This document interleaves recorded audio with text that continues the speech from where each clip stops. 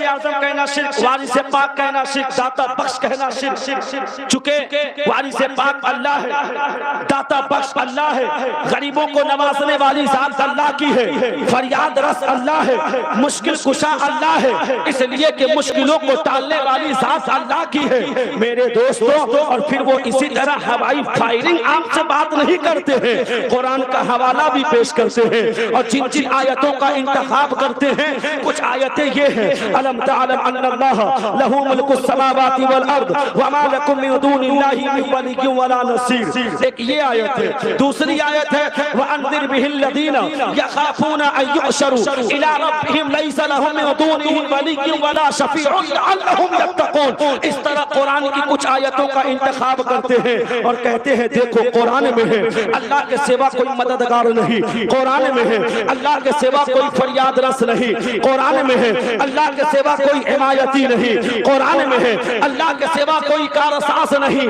اب کہتے ہیں انہی قرآن کی تمام تر آیات کی روشنی میں بندہ عبد القادر کو غوث اعظم کہنا شرک ہے، معین الدین اجمیری کو غریب نواز کہنا شرک ہے، مولا علی کو مشکل کشا کہنا شرک ہے، حضرت وارث پاک کو وارث پاک کہنا شرک ہے، داتا بخش کہنا شرک ہے، ان سے مانگنا شرک ہے۔ اب آپ کا ذہن منتشر ہوگا، آپ کے ذہن میں انتشار برپا ہوگا، آپ پریشان ہو جائیں گے اور پھر اگر آپ کو کوئی بات سمجھ میں نہیں آئے گی تو بہت آسانی کے ساتھ اگر آپ جواب نہ دے سکیں گے تو بہت آسانی کے ساتھ آپ کے عقیدے پر وہ حملہ کر کے چلا جائے گا، لیکن گھبرانے کی ضرورت نہیں ہے۔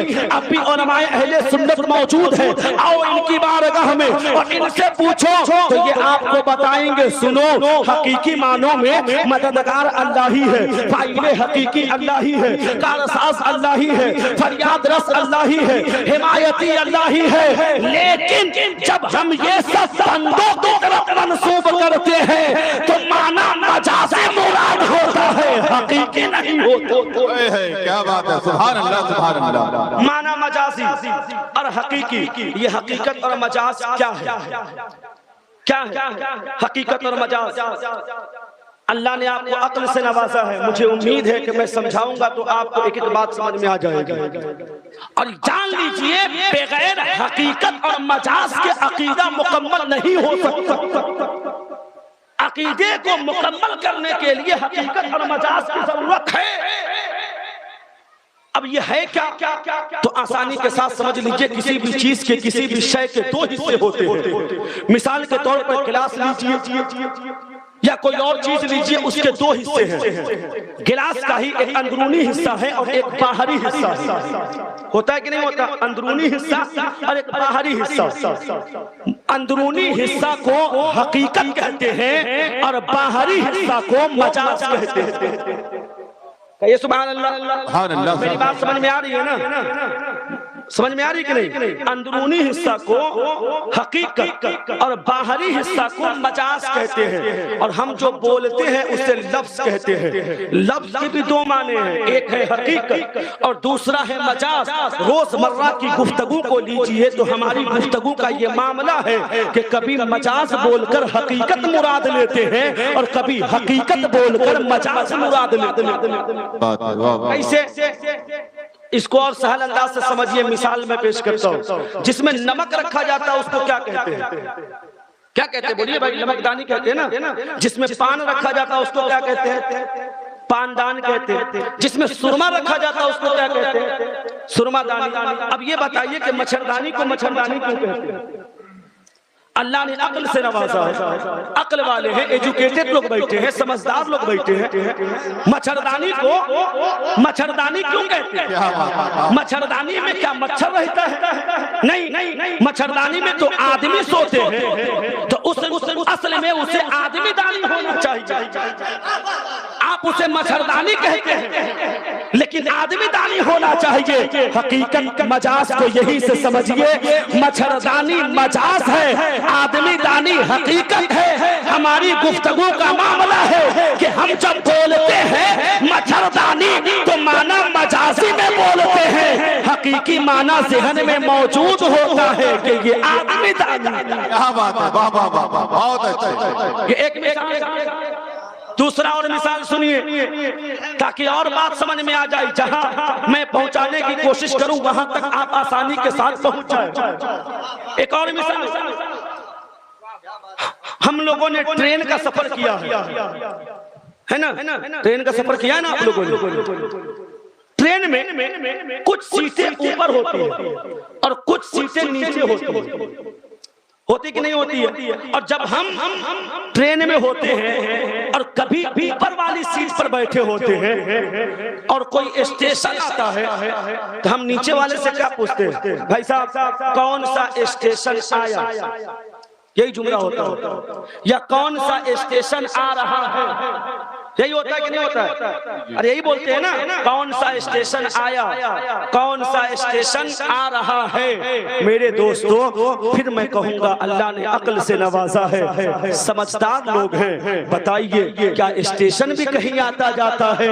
तो आप कहेंगे नहीं, स्टेशन कहीं आता जाता नहीं है। आपको ट्रेन पकड़नी हो भागलपुर के जंक्शन पर आप जाएंगे, भागलपुर का जंक्शन हबीबपुर में नहीं आने वाला है। पता क्या चला, स्टेशन कहीं आता जाता नहीं है, स्टेशन पर गाड़ी आती जाती है। हकीकत मजाज को समझिए, कौन सा स्टेशन आया ये मजाज है, कौन से स्टेशन पर गाड़ी आई यही हकीकत है। जब हम ये कहते हैं कौन सा स्टेशन आया तो माना मजाजी में कहते हैं, हकीकी माना ज़हन में मौजूद होता है कि कौन से स्टेशन पर गाड़ी आई। क्या बात है, वाह वाह वाह वाह वाह। ये दो मिसाल, ये दो मिसाल। एक और आखिरी मिसाल सुन लीजिए। सामने सड़क है, रोड है, हम जाते हैं कहीं, मान लो भागलपुर जंक्शन गए, या आप यहां से सरकार शाहजंगी अलैहि रहमा की बारगाह में गए, जा रहे हैं, कभी कभी हम रास्ता भूल जाते हैं, ये होता है हमारे साथ, भूल जाते हैं। जब भूलते हैं तो किसी से पूछते हैं, भाई साहब ये रास्ता कहाँ जाता है, ये रोड कहाँ जाता है, ये सड़क कहाँ जाती है, यही पूछते हैं, यही सबका पूछना होता है, ये रास्ता कहाँ जाता है। मेरे दोस्तों रास्ता कहीं आता जाता नहीं है। रास्ते पर नजर डालिए, खड़े हो जाइए, गौर से रास्ते को देखिए, रास्ता अपनी जगह पर मौजूद है, रास्ता कहीं आता जाता नहीं है, बल्कि रास्ते पर चलकर इंसान आता जाता है। तो कौन ये रास्ता कहाँ जाता है, ये मजाज है, और इस रास्ते पर चलकर इंसान कहा जाता है, यही हकीकत है। जब हम कहते हैं ये रास्ता कहा जाता है तो हकीकी माना ज़हन में मौजूद होता है कि इस रास्ते पर चलकर इंसान कहा जाता है। अब कोई कट्टर होगा जो आपकी कलाई को पकड़ कर कहेगा, मौलाना अकीदे के मामले में मंतिको नुक्स से काम चलने वाला नहीं है, कोई मजबूत हवाला पेश करो, तो मैं और आगे बढ़ता हूँ। अल्लाह ही फाइल हकीकी है, अल्लाह ही मुअस्सिर हकीकी है, अल्लाह के बगैर चाहे एक पत्ता भी नहीं हिल सकता। ये हमारा भी अकीदा है, आपका भी अकीदा है। उस रब के बगैर चाहे एक पत्ता भी नहीं हिल सकता। जब अल्लाह के बगैर चाहे एक पत्ता भी नहीं हिल सकता, फिर आप ये क्यों कहते हैं आग ने जला दिया, पानी ने बहा दिया, छुरी ने काट दिया। अब अगर कोई खड़े होकर कहे मौलाना इन चीजों में ताकत होती है इसलिए ये चीजें अपना काम करती है, तो मैं पूछना चाहूंगा, अगर आग में जलाने की ताकत है तो हजरत इब्राहिम अलैहिस्सलाम को आग में क्यों नहीं जलाया? अगर पानी में बहाने की ताकत है तो हजरत मूसा और उनके हवारियों को पानी में क्यों नहीं बहाया? अगर छुरी में काटने की ताकत है तो हजरत इस्माइल के हुलकूम को छुरी ने क्यों नहीं काटा? तो कहना पड़ेगा मुअस्सिर हकीकी अल्लाह है, फाइल हकीकी अल्लाह है। उस वक्त उन चीजों को इजाजत न थी जो अपना काम करती, लेकिन कोई नहीं कहता है अल्लाह ने जला दिया, अल्लाह ने काट दिया, अल्लाह ने बहा दिया, जबकि सैयद साहब क़िबला यही हकीकत है। आग का जलाना तो मजाजी है, छुरी का काटना तो मजाजी है, पानी का बहाना तो मजाजी है। अब तवज्जो कीजिए, हम जलाने काटने बहाने की निस्बत आग पानी छुरी से करें तो हम उसे मुशरिक नहीं कहते। क्यों नहीं कहते?